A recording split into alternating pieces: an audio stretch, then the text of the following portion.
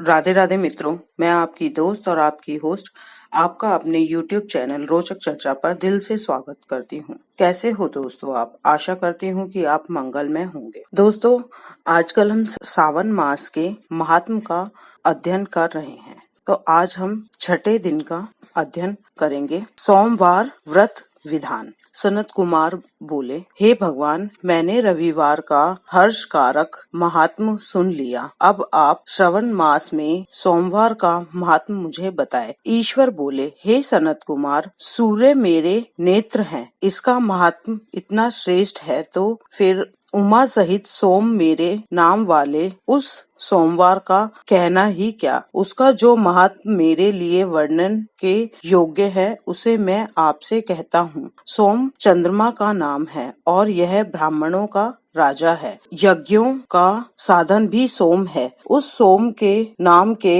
कारणों को आप सावधान होकर मुझसे सुनिए, क्योंकि यह वार मेरे लिए स्वरूप है, अतः इसे सोम कहा गया है। इसलिए यह समस्त राज्यों का प्रदाता तथा श्रेष्ठ है। व्रत करने वाले को यह संपूर्ण राज्य का फल देने वाला है। हे विप्र, उसकी विधि सुनिए। मैं आपको विस्तार पूर्वक बता रहा हूँ। 12 महीनों में सोमवार अत्यंत श्रेष्ठ है। उन मास में यदि सोमवार व्रत करने में असमर्थ हो तो 12 महीनों में सोमवार अत्यंत श्रेष्ठ है। उन मास में यदि सोमवार व्रत करने में असमर्थ हो तो श्रवण मास में इसे अवश्य करना चाहिए। इस मास में इस व्रत को करके मनुष्य वर्ष भर के व्रत का फल प्राप्त करता है। श्रावण के शुक्ल पक्ष के प्रथम सोमवार को यह संकल्प ले कि मैं विधिवत इस व्रत को करूँगा, शिवजी मुझ पर प्रसन्न हो। इस प्रकार 4 सोमवार के दिन और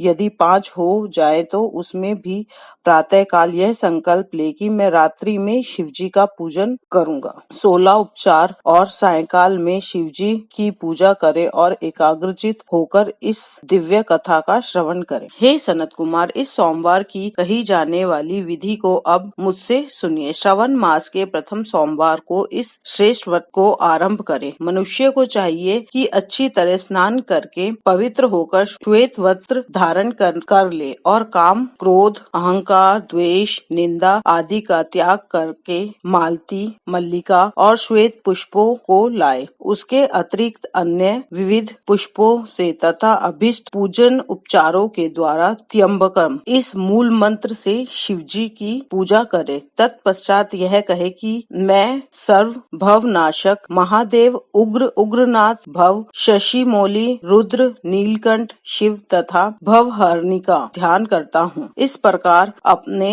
विभव के अनुसार मनोहर उपचारों से देवेश शिव का विधिवत पूजन करे। जो इस व्रत को करता है इसके पुण्य फल को सुनिए। जो लोग सोमवार के दिन पार्वती सहित शिवजी की पूजा करते हैं वे पुनरावृत्ति से रहित अक्षय लोक को प्राप्त करते हैं। हे सनत कुमार, इस मास में नक्षत्र व्रत से जो पुण्य प्राप्त होता है उसे मैं संक्षेप में कहता हूँ। देवताओं और दानवों से भी अभेद्य 7 जन्मों का अर्जित पाप नक्षत्र भोजन से नष्ट हो जाता है। इसमें संदेह नहीं करना चाहिए। अथवा इस अति उत्तम व्रत को उपवास पूर्वक करें। इसे करने से पुत्र की इच्छा रखने वाले मनुष्य को पुत्र प्राप्ति होती है और धन चाहने वाले धन प्राप्त करते हैं।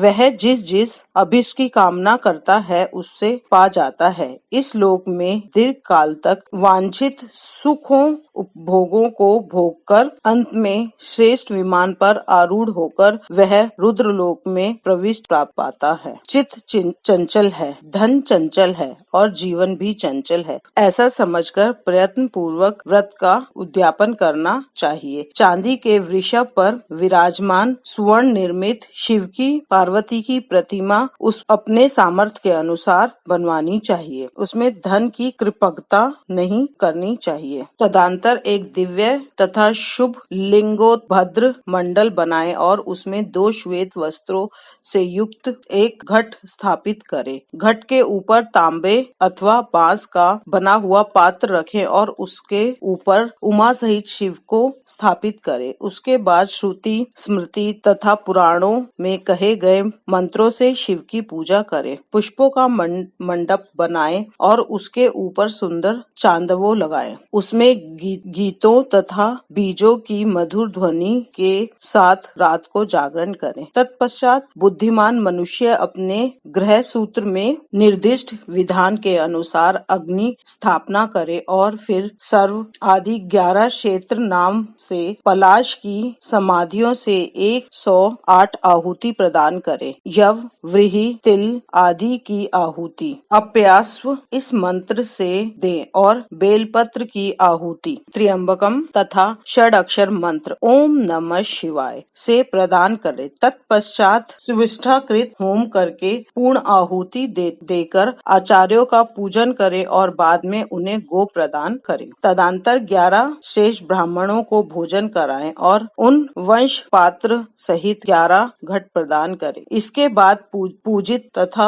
देवताओं को अर्पित सभी सामग्री आचार्य को दें और तत्पश्चात प्रार्थना करें कि मेरा व्रत परिपूर्ण हो और शिवजी मुझ पर प्रसन्न हो। तदंतर बंधुओं के साथ हर्ष पूर्वक भोजन करे। इस विधान से जो मनुष्य इस व्रत को करता है वह जिस अभिलाषा वस्तु की कामना करता है वह जिस अभिलिष्टित वस्तु की कामना करता है उसे प्राप्त कर लेता है और अंत में शिव लोक को प्राप्त होकर उस लोक में पूजित होता है। हे सनत कुमार, सर्वप्रथम श्री कृष्ण ने इस मंगलकारी सोमवार व्रत को किया था। श्रेष्ठ आस्तिक तथा धर्मपरायण राजाओं ने भी इस व्रत को किया था। जो इस व्रत का नियमित श्रवण करता है वह भी इस व्रत को करके फल प्राप्त करता है। इस प्रकार स्कंद पुराण के अंतर्गत ईश्वर सनत कुमार संवाद में श्रवण मास महात्म्य में सोमवार व्रत कथा नामक 6वां अध्याय पूर्ण। दोस्तों, आज का हमारा वीडियो यहीं पे ही समाप्त होता है। हम कल दोबारा मिलेंगे और आप मेरे द्वारा सुनाए गए इस श्रवण मास महात्म्य का